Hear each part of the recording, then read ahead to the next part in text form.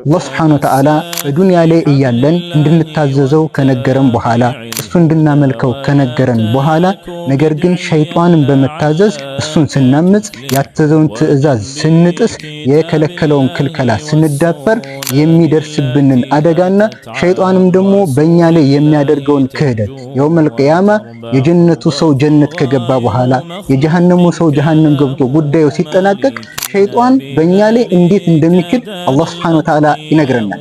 ዛሬ ላይ ወደዚህ ወንጀል ሲገፋፋን የነበረ ነፍስያችን እንድንታዘዝ በጣም ሲገፋፋን የነበረ ሸይጣን የዛኔ አላውቅላችሁም ብሎ እንደሚክድ ዛሬ እንድናስታውስ በደንብ እንድንገሰጽ በዚህ የቁርአን አንቀጽ ላይ ይነግረናል።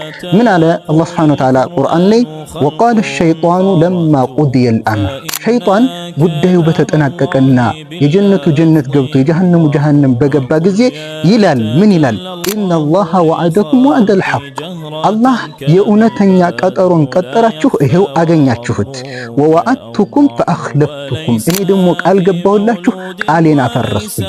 ወማ ካነ ሊየ ዐለይኩም፣ እኔ እኮ በእናንተ ላይ ምንም አይነት ነገር የለኝም፣ ሚን ሱልጣን ምንም አይነት ኃይል የለኝም።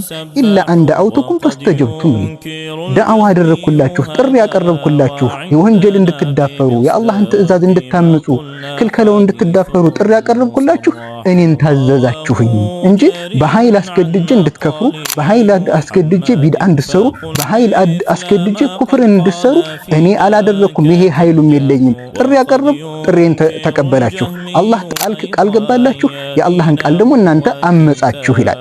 ፈላ ተሉሙኒ ወሉሙ አንፉሰኩም፣ በሉ ዛሬ ሸይጣን እንዲያርጉን ሸይጣን እንዲያርጉን እያላችሁ እኔን እንዳትወቅፉ ነፍሳችሁን ወቀፉ። ነፍሳችሁን መቆጣጠር አቅቷችሁ የአላህን ትዕዛዝ ስለመጻችሁ እኔን እንዳትወቅሱኝ።